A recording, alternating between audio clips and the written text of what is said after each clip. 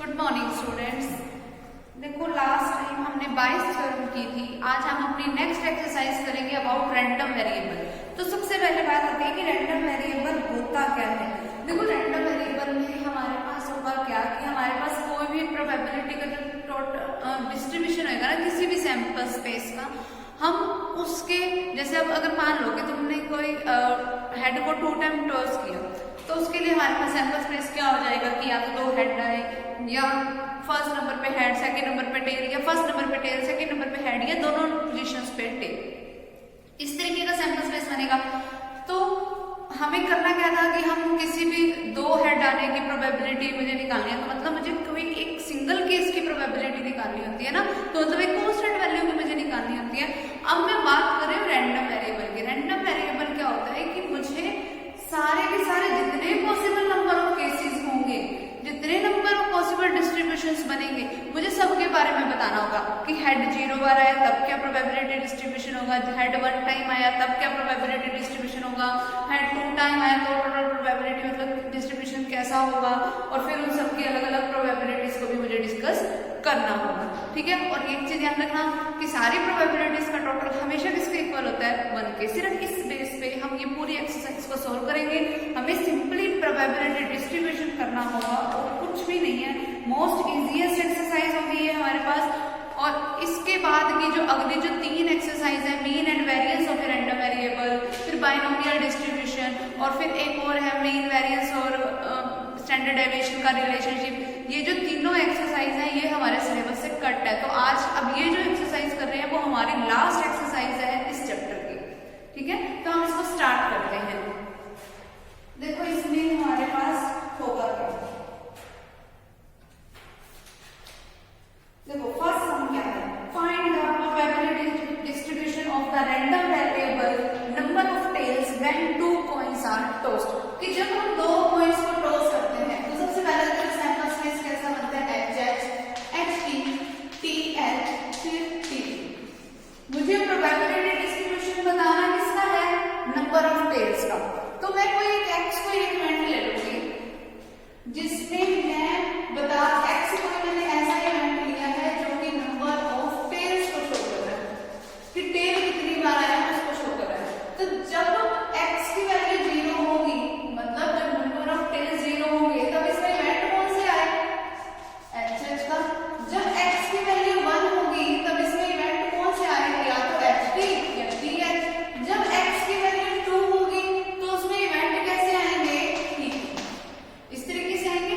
अब इसको जब हम शो करते हैं ना वो यूजिंग टेबल शो करते हैं। टेबल से हम इसको शो कैसे करते हैं वो देखो कि सबसे पहले लिखा जाता है x, यहां लिखा जाता है प्रोबेबिलिटी ऑफ x। ठीक है। प्रोबेबिलिटी डिस्ट्रीब्यूशन तो सिर्फ ये होगा, प्रोबेबिलिटी डिस्ट्रीब्यूशन मींस कि उनकी मुझे डिस्ट्रीब्यूशन की प्रोबेबिलिटी को भी बताना है। ठीक है। फिर सबसे पहले जब x की वैल्यू है 0, जब x की वैल्यू 0 है तो हमारे पास केस कैसा है, HH का। तो इसका मतलब नंबर ऑफ टेल्स 0 है तो नंबर ऑफ टेल्स की प्रोबेबिलिटी क्या होगी, 0, क्योंकि टेल तो एक बार भी नहीं आया। फिर अगर हम बात करें जब x की वैल्यू क्या है, 1 है। जब x की वैल्यू 1 है तो ऐसे कितने केसेस हैं हमारे पास, 2 केसेस हैं। और इन दोनों केसेस की अब हम प्रोबेबिलिटी लिख देंगे। वो हमारे पास क्या बनेगी, देखो इसमें हमारे इस केस में हमारे पास प्रोबेबिलिटी 2/4, 2 केसेस हैं टोटल, तो इसकी प्रोबेबिलिटी क्या हो गई, 1/। फिर जब x की वैल्यू 2 है, मींस ये वाला केस चल रहा है, तब हमारे पास इसकी प्रोबेबिलिटी एक ही केस है हमारे पास, तो इसकी प्रोबेबिलिटी क्या हो गई, 1/4। और ये हमारा क्या गया, complete probability distribution for the number of tails. ठीक है। ये तो इस तरीके से हम करेंगे। अगर मुझे हेड निकालने को बोला होता तो उसमें h वाले जो x वाला जो मैंने इवेंट बोला था उसको क्या ले लेती, तब मैं उसको क्या लेती, हमारे पास यहाँ पर हेड ले लेती। क्लियर है। इस तरीके से हम इसको सोल्व करेंगे। अब नेक्स्ट हम देखो,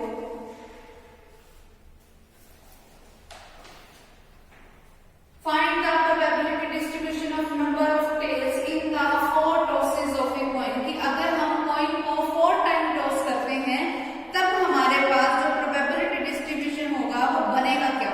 देखो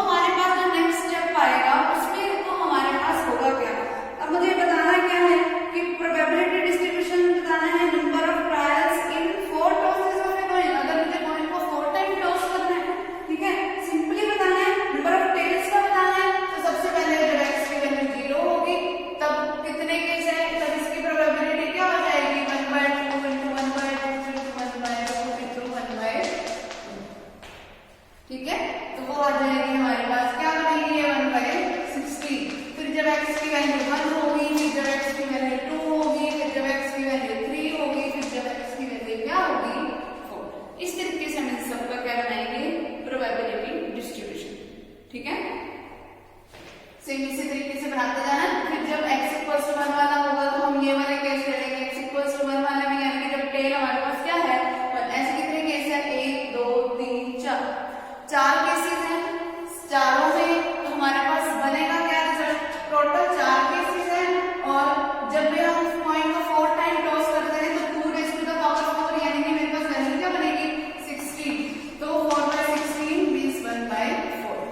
ठीक है, तो इस तरीके से हम निकालेंगे। ये मैंने हमारे पास कितने केस बना रखे हैं, देख लो, 5 ये 10, 10 4 14 और 2 16, टोटल 16 केसेस ही बने थे। इस तरीके से हम उसको वेरीफाई भी कर सकते हैं। तो 2 की पावर में जितने बार हम उस चीज को टॉस कर रहे हैं वो मेरे पास केसेस कितने हैं 16। फिर जब x की वैल्यू 2 है तब हमारे पास कितने केस हैं, 1 2 3 4 5 6 केसेस हो गए हमारे पास। तो 6/16 मींस 3/8। फिर जब x की वैल्यू 3 है तो हमारे पास क्या बनेगा, 4 केसेस है इसमें, 4/16 मींस 1/4। जब x की वैल्यू 4 है तब एक ही केस है, तो फिर वो सिंपली इसका क्या आ जाएगा 1/16। और यही हमारे पास क्या बन जाएगा, इसका प्रोबेबिलिटी डिस्ट्रीब्यूशन। ठीक है, फिर अगला थर्ड क्वेश्चन देखो, a coin is biased so that the head is 3 times as likely occurs as tail. कि एक बाइज्ड कॉइन है, उसमें जो हेड आने की प्रोबेबिलिटी है ना, वो टेल आने की प्रोबेबिलिटी से ना 3 गुना है। मतलब अगर मैं 4 बार उसको टॉस कर रही हूँ तो 3 बार तो हेड आएगा और 1 टाइम क्या आएगा, टेल।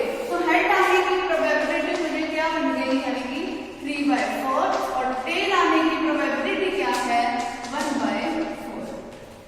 ठीक है, फिर हमें क्या बोला, if the coin is tossed twice, अगर कॉइन को 2 टाइम टॉस किया जाता है, find the probability distribution for the number of tails. तो नंबर ऑफ टेल्स के लिए मुझे प्रोबेबिलिटी डिस्ट्रीब्यूशन बताना है। जब देखो x की वैल्यू 0 है, कॉइन को 2 टाइम टॉस कर रहे हैं, जब x की वैल्यू 0 है तो टेल एक बार भी ना आए तो वो क्या होएगा, h चल जाएगा। तो अगर मुझे इसकी प्रोबेबिलिटी ऑफ x अब बतानी हो, तो x की वैल्यू क्या हो 0, तो वो मेरे पास क्या आएगी, हेड आने की 2 टाइम प्रोबेबिलिटी, वो क्या बनेगी 3/4 × 3/4 मींस 9/16। फिर जब x की वैल्यू 1 है तो मेरे पास केसेस क्या होंगे, ht th। ठीक है, तो वो क्या होगा, t when x = 1। टेबल की फॉर्म में लिखने हैं, ये सारे जैसे मैंने ये टेबल बनाई थी ना, इस सारे रिजल्ट्स को टेबल की फॉर्म में लिखना है। फिर जब x की वैल्यू 1 है तो वो हमारे पास क्या आएगा, देखो h की प्रोबेबिलिटी 3/4, t की प्रोबेबिलिटी 1/4 प्लस 1/4 × 3/4 क्या बन गया, 3/16 प्लस 3/16 6/16, जिसका मतलब क्या हुआ 3/8। क्लियर। फिर हम क्या करेंगे इसके बाद, जब x की वैल्यू क्या है 2, x की वैल्यू 2 है तो मतलब मेरे पास केस कैसा है, t का, यानी कि t when x = 2। तब उस वाले केस में क्या बनेगा, 1/4 × 1/4 क्या होगी मेरे पास प्रोबेबिलिटी 1/16। ठीक है, इस तरीके से मैं इनको निकाल लूंगी।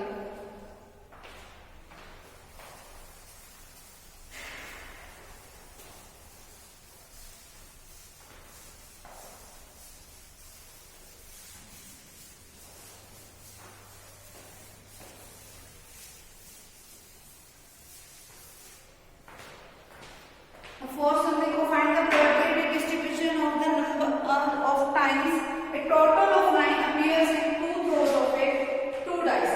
total of 9 चाहिए, total of 9 किन केसेस में आ रहा है हमारे पास, देखो हमारे पास आएगा 3 6 में आएगा, 4 5 में आएगा, 5 4 में आएगा और 6 3 में आएगा। ठीक है, तो टोटल ऑफ 9 को अगर मैं सक्सेस का केस बोलूं तो टोटल ऑफ 9 आने की प्रोबेबिलिटी कितनी है, 4 बाय टोटल 4 केसेस है, और 2 डाइस को ड्रॉ करने में टोटल कितने केसेस बनते हैं 36।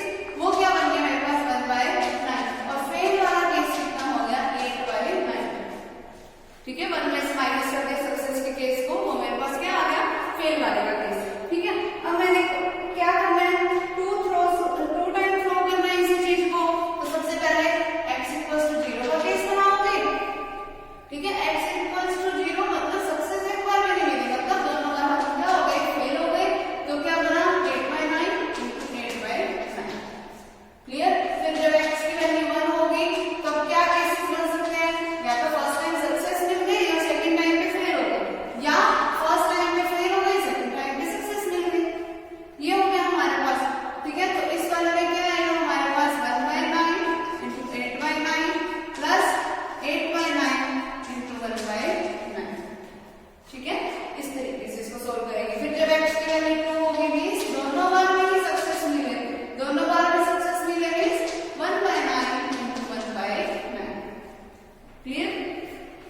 अगला देखो fifth sum, two cards are drawn successively with replacement का केस है हमारे पास। From a well shuffled pack of 52 cards find the probability distribution of number of queens. ठीक है, दो कार्ड्स मैंने निकालने हैं, वो भी क्वीन के निकालने हैं और विद रिप्लेसमेंट का केस है। तो अगर जो हमारे पास मैंने फर्स्ट कार्ड निकाला, फर्स्ट कार्ड निकालने की प्रोबेबिलिटी क्या हो जाएगी, 3 ऑफ क्यू। फर्स्ट कार्ड निकालने की प्रोबेबिलिटी 4/52 मींस 1/30। ठीक है, यहाँ पे मैं इसको क्वीन का कार्ड बाहर निकालने के केस को किसी सक्सेस के केस में शो कर दूं और क्वीन का कार्ड बाहर ना आने के केस को मैं किसी फेलियर के केस में शो कर दूं, तो ये क्या बन गया 12/30। कितना बन गया? अब मुझे बोला क्या है कि मुझे दो कार्ड्स को बाहर निकालना, उसका प्रोबेबिलिटी डिस्ट्रीब्यूशन बताना है। x की वैल्यू 0 होगी। जब मेरे पास x की वैल्यू 0 है तब दोनों बार रिप्लेस की क्वीन का कार्ड नहीं आया। अगर दोनों बार क्वीन का कार्ड नहीं आया तो क्या बन गया 12/30 × 12/30। फिर जब x की वैल्यू 1 है, जब x की वैल्यू 1 है तब क्या बनेगा SF प्लस FS। आगे समझ? जब विद रिप्लेसमेंट का केस है तो मेरे पास ऐसे वाले केसेस बनेंगे और जब विदाउट रिप्लेसमेंट का केस होता तब हमारे पास केसेस भी अलग बनते हैं। हमें किसी और सब में आएगा, वो मैं बताऊंगी कैसे बनेंगे। और यहाँ पर क्या हो जाएगा SS। तो बस SS वाली प्रोबेबिलिटी से पुट कर रहे हैं और ये मेरा प्रोबेबिलिटी डिस्ट्रीब्यूशन हो जाएगा। नेक्स्ट देखो, two cards are drawn simultaneously from a pack of 52 cards without replacement. अब मेरे पास विदाउट रिप्लेसमेंट का केस है। Find the probability distribution of number of king. अगर मैं किंग वाले कार्ड को बाहर निकालने के केस को कोई सक्सेस का केस हो, किंग का कार्ड बाहर निकालना है, वो भी कितने 2। किंग वाले टोटल कार्ड कितने होते हैं 4 में से कितने चाहिए मुझे 2। दोनों कार्ड मुझे बाहर निकालने हैं और विदाउट रिप्लेसमेंट का केस है तो मैं इस तरीके से रूल अप्लाई करूंगी कॉम्बिनेशन का। ठीक है, डिवाइडेड बाय में टोटल कार्ड्स कितने 52C। अब सिर्फ मुझे इसको सोल्व करना है, जो भी इसका रिजल्ट आएगा वो हम यहाँ पर लिख देंगे और फिर उसको 1 में से माइनस करेंगे, वो मेरे पास बन गया प्रोबेबिलिटी ऑफ फेलियर। ओके, समझ? वैसे इसको चाहे ऐसे ना भी लिखना तो तुम्हें अगर ऐसा ना लिखना हो, ऐसा अगर तुम्हें ना करना तो एक और सुनो। देखो मुझे दो कार्ड्स को इकट्ठा बाहर निकालना और मुझे प्रोबेबिलिटी डिस्ट्रीब्यूशन बताना है, तो तुम डायरेक्ट में बता सकते हो कि जब x की वैल्यू 0 है, इसका मतलब किंग वाला कार्ड मैंने एक बार भी बाहर नहीं निकाला तो दोनों ही टाइम पे कोई और कार्ड बाहर निकले। टोटल किंग वाले कार्ड थे 4। ठीक है, तो बाकी के 52 में से बचे कितने कार्ड 48 कार्ड में से इसका मतलब 2 कार्ड निकले, क्योंकि किंग वाला तो एक भी नहीं निकला, इसका मतलब दोनों कार्ड निकले कहां से बाकी के 48 में से। तो सीधा ऐसा भी लिख सकते हैं 48/2 डिवाइडेड बाय 52C2। ये इसकी प्रोबेबिलिटी हो जाएगी।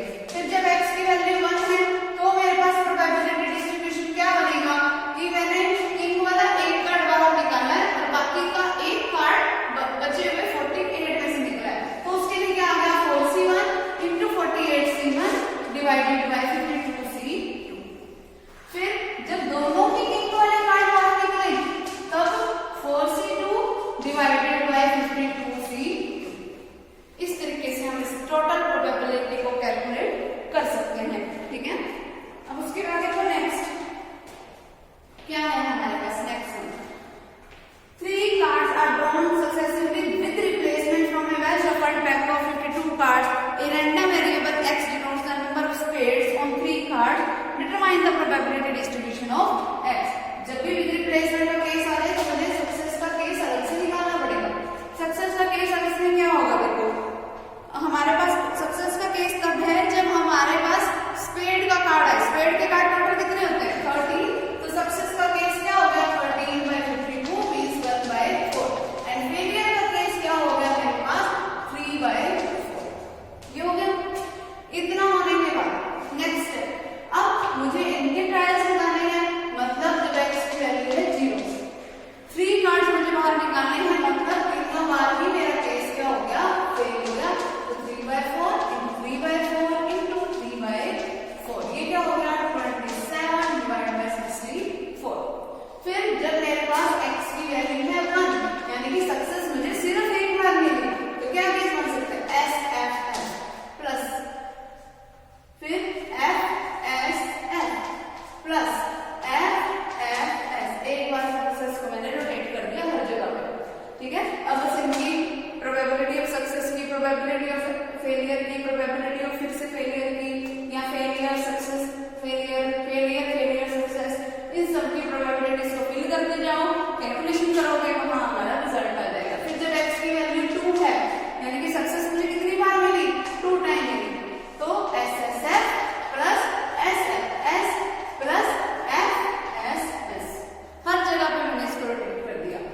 यहाँ पर भी मुझे फिर से वैल्यू पुट करनी है। फिर जब x की वैल्यू 3 है तब क्या बनेगा, सक्सेस सक्सेस सक्सेस, एक ही केस बन सकता था। ठीक है, बस मुझे सबकी वैल्यूज को भी पुट करना है और हमारा रिजल्ट आ जाएगा। क्लियर। एक सम देखो, एन अर्न कंटेन्स, एक अर्न है जिसमें 4 व्हाइट एंड 3 रेड बॉल्स हैं। फिर आगे क्या बोल रहा है, find the probability distribution of number of red balls in 3 draws with replacement from the urn. ठीक है, विद रिप्लेसमेंट का केस है। ठीक है, विद रिप्लेसमेंट का केस मैंने तुम्हें अभी बताया कि जब भी विद रिप्लेसमेंट का केस है तो मुझे सक्सेस और फेलियर के केस बनाने पड़ेंगे। तो प्रोबेबिलिटी ऑफ सक्सेस मेरे पास क्या हो जाएगी, एक रेड बॉल को बाहर निकालने की, टोटल रेड बॉल्स है 3, तो उसकी प्रोबेबिलिटी क्या हो गई 3/7। फिर फेलियर की प्रोबेबिलिटी क्या हो गई मेरे पास 4/7। ठीक है, विद रिप्लेसमेंट का केस है हमारे पास। फिर जब 3 ड्रॉज में मुझे रेड बॉल बाहर निकालनी है तो पहले जब x की वैल्यू है 0, यानी कि एक बार भी सक्सेस नहीं मिली तो फेलियर फेलियर फेलियर। फिर जब x की वैल्यू है 1 तो failure failure success failure success failure success failure failure. ठीक है, फिर जब x की वैल्यू है 2 तब हमारे पास कैसा डिस्ट्रीब्यूशन बनेगा, S S F S F S plus F S S। ठीक है, सारा लिख दिया मैंने। फिर जब x की वैल्यू है 3 तो तीनों बार सक्सेस मिल गई तो S S S। ठीक है, तो इस तरीके से हम इसकी प्रोबेबिलिटी को फाइंड आउट कर सकते हैं। हमें सिर्फ इनकी प्रोबेबिलिटी डिस्ट्रीब्यूशन की मुझे वैल्यूज को ही पुट करना है। ओके, नेक्स्ट देखो 9th सम।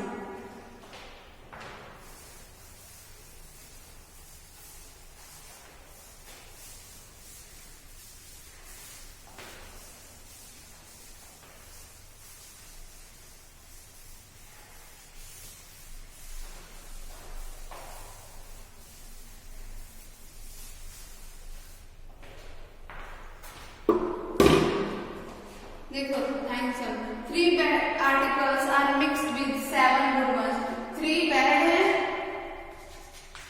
एंड 7 गुड वाले, तो टोटल कितने हो गए 10। ठीक है, 3 bad articles are mixed with 7 good ones। Find the probability distribution of bad articles. Bad articles का मुझे प्रोबेबिलिटी डिस्ट्रीब्यूशन बताना है। If 3 are drawn at random without replacement for this lot. अगर इस लॉट में से मैंने 3 आर्टिकल्स को बाहर निकालना है, विदाउट रिप्लेसमेंट का केस है, मतलब कॉम्बिनेशन का रूल अप्लाई करूंगी, तो जब हमारे पास x की वैल्यू 0 है तब इसकी प्रोबेबिलिटी बनेगी क्या, जब x की वैल्यू 0 है और मुझे 3 बार निकालना है, मतलब हमारे पास डिफेक्टिव वाले तो मुझे बताना ना डिस्ट्रीब्यूशन, तो इसका मतलब डिफेक्टिव वाला तो एक नहीं है, तो सारे कौन से आए बाहर, गुड वाले। तो 7C3 ये निकालने मुझे कितने हैं 3 निकालने कितने में से 7 में से, डिवाइडेड बाय टोटल कितने थे 10, तो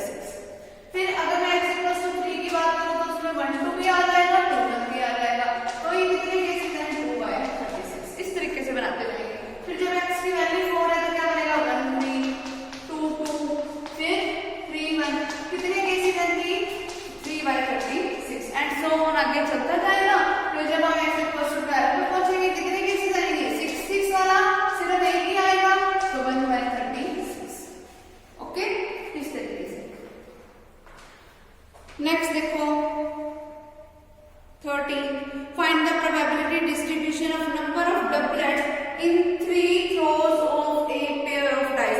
अगर डबलेट्स के आने की प्रोबेबिलिटी को कोई मैं सक्सेस का केस मान लूं तो डबलेट वाला देखो कैसे बनेगा। डबलेट अगर सक्सेस है तो डबलेट वाला कैसे केसेस होते हैं कि 1 1 आए अप टू 6 6 तक आए। ये डबलेट वाले की दोनों जगह पे नंबर क्या आए सेम। ऐसे कितने केसेस हो गए 6 डिवाइडेड बाय टोटल केसेस कितने होते हैं 36। तो डबलेट आने की प्रोबेबिलिटी क्या है 1/6 और डबलेट ना आने की प्रोबेबिलिटी क्या है 5/6। अब मुझे 3 टाइम क्रॉस करना है, तो अगर मुझे 3 टाइम करना है इसको ड्रॉ तो हमारे पास प्रोबेबिलिटी डिस्ट्रीब्यूशन क्या बनेगा। एक तो x = 0 कि एक बार भी डबलेट आए मतलब हर बार बाकी के नंबर आए। तो f f f जब x की वैल्यू 1 है तो अब बना दो सेम s f f फिर f s f फिर f f s। ठीक है, फिर जब x की वैल्यू को कर दो 2 तो क्या बन गया s s f s f s फिर f s s। फिर जब x की वैल्यू 3 है तब मेरे पास क्या बनेगा s s s।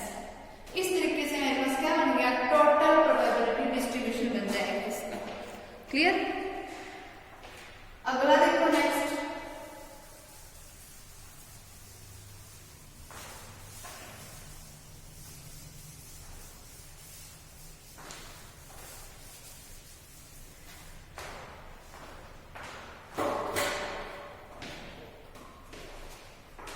देखो नेक्स्ट क्या है हमारे पास। From a lot of 10 items 3 defective a sample of 4 items is drawn at random. कि ना हमारे पास टोटल 10 आइटम्स हैं जिसमें 3 क्या है डिफेक्टिव हैं और हमने ना इस पूरे लोट में से ना 4 आइटम्स को बाहर निकालना है। मतलब मुझे 10 में से बाहर कितनी चीजें चाहिए 4। ठीक है, फिर let the random variable x denote the number of defective items in the sample if the sample is drawn without replacement. Without replacement का कैसे ध्यान से देखो। Find the probability distribution of x। तो मुझे पहले x का प्रोबेबिलिटी डिस्ट्रीब्यूशन बताना है, तो वो देखो मेरे पास क्या बनेगा। x का प्रोबेबिलिटी डिस्ट्रीब्यूशन यानी कि पहले x की वैल्यू 0। जब x की वैल्यू 0 है इसका मतलब मुझे करना क्या है, अगर x को मैं डिफेक्टिव आइटम्स का केस सेट कर लूं तो मेरे पास देखो बनेगा क्या केस।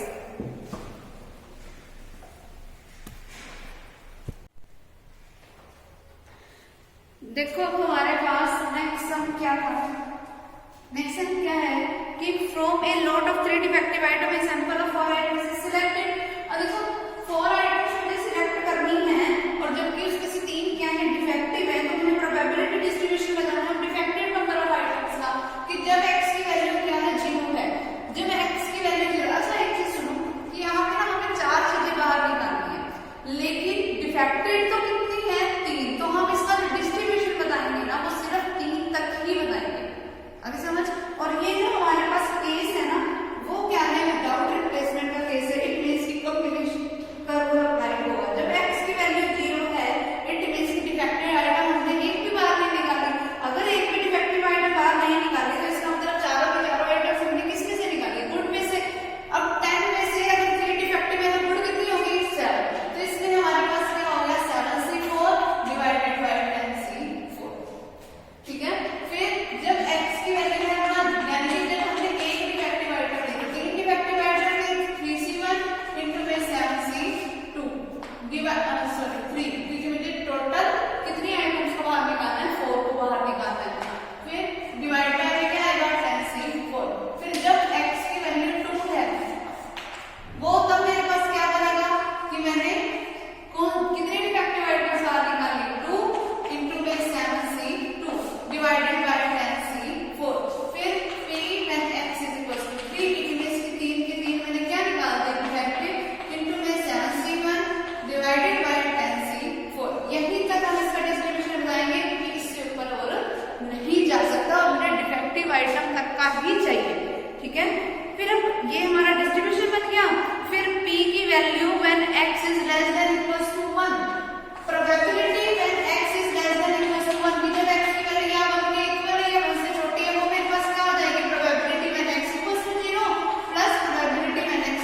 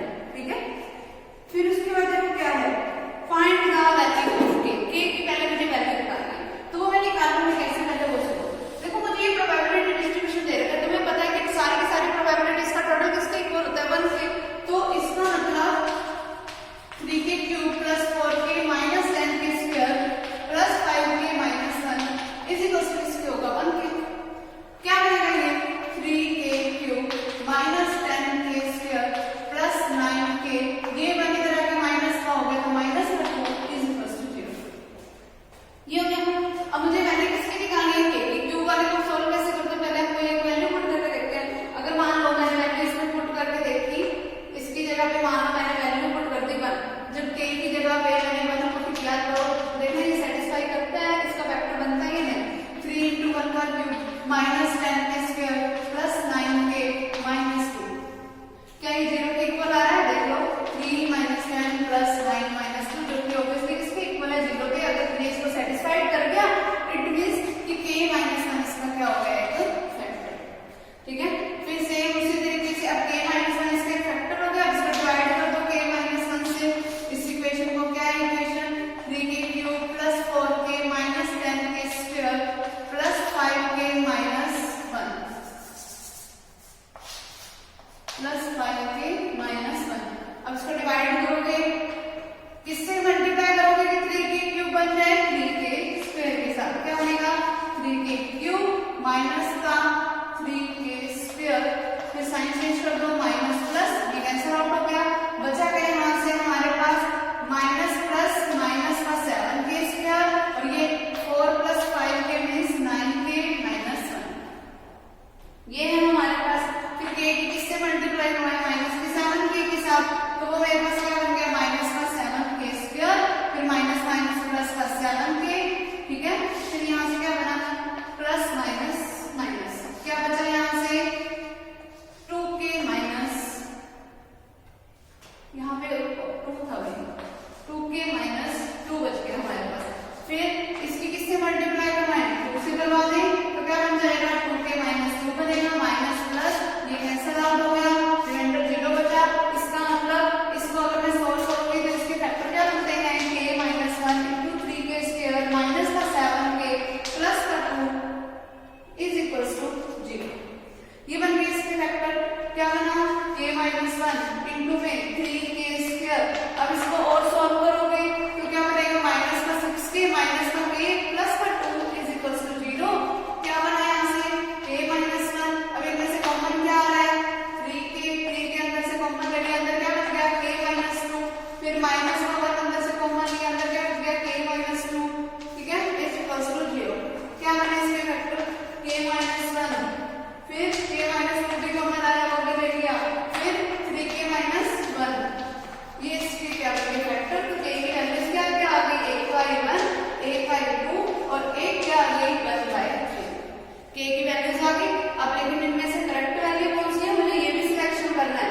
3 वैल्यूज आए जरूर है, लेकिन उनमें से करेक्ट क्या है, देखो सारी की सारी वैल्यू 0 से बड़ी है, तो निगलेक्ट तो कोई भी नहीं होगी, क्योंकि इसने मुझे k 0 से बड़ा बोला था, लेकिन डिवाइड में हो या कैसे हो तो कुछ भी नहीं बोला। ठीक है, तो k की जो वैल्यूज आई है ना, इनको हम इसके टोटल वाला जो है उसमें पुट करके देख लेते हैं कि जब हम k की जगह पे 1 रख के देखते हैं तब हमारे पास कौन सी वैल्यू सेटिस्फाई करती है, क्योंकि उनका जो प्रोबेबिलिटी है, जैसे मान लो मैंने यहाँ पे k की जगह पे 1 पुट किया, अगर k की जगह 1 पुट करोगे तो ये क्या बन गया 3 बन गया, x = 0 में प्रोबेबिलिटी क्या बनी 3, लेकिन वो वैल्यू तो प्रोबेबिलिटी की वैल्यू तो कभी भी 1 से ऊपर बढ़ती नहीं, लेकिन ये तो 3 आ गई, ये 1 निगलेक्ट हो गया। फिर उसी तरीके से k की वैल्यू 2 पुट करके देखो, 2 पुट करोगे तो 2 का क्यूब 8, 8 × 3 24, फिर से ये निगलेक्ट हो गए क्योंकि 24 तो हो ही नहीं सकते।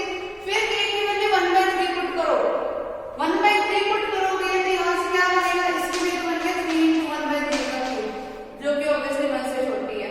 ठीक है, यहाँ पे भी फिर मैं 1/3 पुट करके बताऊंगी, यहाँ पर भी फिर मैं 1/3 पुट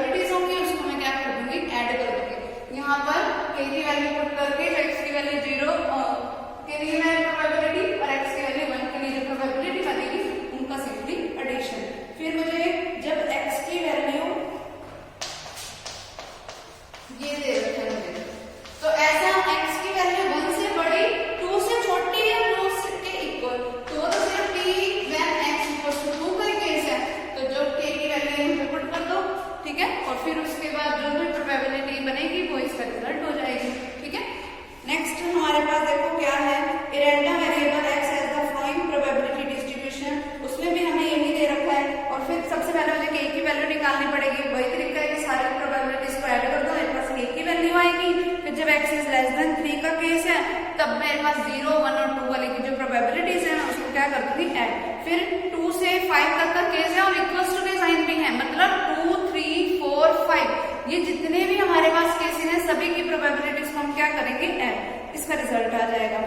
फिर 7 सम देखो, 7 सम में भी हमारे पास क्या है, सारों को पहले मुझे ऐड करना है, तो मेरे पास पहले k की वैल्यू आएगी।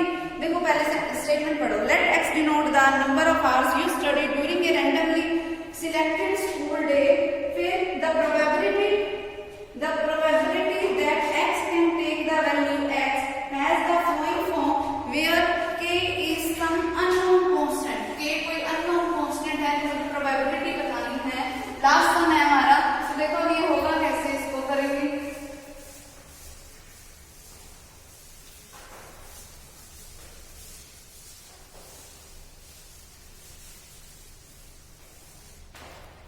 देखो क्या बनेगा, Px is equal to x, क्या डिस्ट्रीब्यूशन दे रखा है 0.1 अगर x 0 के इक्वल है, kx जब x की वैल्यू या 1 है या 2 है। फिर मुझे k इंटू 5 माइनस x लेना है जब x की वैल्यू 3 है या 4 है। फिर 0 लेना है अदरवाइज के केसेस के लिए, यानी कि बाकी के जितने भी केसेस हैं जब x की वैल्यू 5, 6 कुछ मर्जी आ जाए तब मुझे रिजल्ट हमेशा क्या लेना है 0। ठीक है, अब पहले तो मुझे k की वैल्यू बतानी है, तो इस सब का जो टोटल होगा अलग अलग डिस्ट्रीब्यूशन की प्रोबेबिलिटीज का टोटल होगा वो किसके इक्वल आएगा, 1 के इक्वल आएगा। तो पहले मैं इसको 1 के इक्वल करूं, तो देखो 0.1 प्लस kx प्लस फिर k की अंदर मल्टीप्लाई करवाए तो 5k माइनस में क्या आएगा यहाँ पे माइनस का kx। ठीक है, और फिर हमारे पास क्या बनेगा कि 0 लेना है बाकी के आगे के केसेस के लिए। ठीक है, कि इन सब का जो टोटल आएगा ना वो 1 के इक्वल है। अब एक चीज ध्यान दो, 0.1 प्लस में kx से kx कैंसिल, ओके, बना क्या मेरे पास 5k इज इक्वल टू 1, ये उधर जाके हमारे पास माइनस हो गया, 5k is equal to 1 minus 0.1 और ये मेरे पास क्या बन जाएगा 0.9, तो k की वैल्यू क्या आ गई 9/50। ठीक है, तो ये हमारे पास वैल्यू इसकी आ गई k की। फिर उसके बाद जो हमारे पास जो इसको अगर हम सॉल्व करेंगे तब हमारे पास वो ये रिजल्ट आ जाएगा। ठीक है, सॉल्व कर देना इसको, हमारे पास k की कोई वैल्यू आ जाएगी। ठीक है, मतलब क्वाड्रेटिक फॉर्म में वो k की हमारे पास वैल्यू हो गई है, 9/50 का हमारा रिजल्ट है। फिर उसके बाद उसने पूछा what is the probability that you study at least 2 hours, at least 2 hours, कम से कम 2 घंटे, ज्यादा चाहे जितने मर्जी, मतलब मुझे बताना क्या है कि x इक्वल टू 2 का case plus x equal to 3 का case plus x equal to 4 का केस एंड सो ऑन के लिए यहाँ पर देखो क्या बनेगा, x इक्वल टू 2 के लिए मैं यहाँ पर x की जगह पे 2 पुट कर दूंगी, k की जगह पे ये वाली वैल्यू, तो मेरे पास क्या रिजल्ट बनेगा 2k, जो k की वैल्यू आएगी वो पुट कर देना। फिर x इक्वल टू 3 के लिए भी मुझे यही लेना, तो जहाँ पर x है वहाँ पर 3 पुट कर दो, तो k इंटू 5 माइनस 3 यानी कि 2, तो 2k यहाँ से भी बन गया। फिर k की जगह पे 4 पुट करोगे, 5 माइनस 4 1, तो प्लस का k यहाँ से भी बन गया। ठीक है, और बाकी के आगे वाले केसेस के लिए तो टोटल प्रोबेबिलिटी कितनी है 0, तो ये आ जाएगा इसके लिए। ठीक है, बस k की वैल्यू पुट कर देना। फिर एट मोस्ट 2 आवर, ज्यादा से ज्यादा 2 घंटे, ज्यादा से ज्यादा 2 तो कम तो कितने मर्जी, तो when x is equal to 0 plus when x is equal to 1 और last x is equal to 2, ये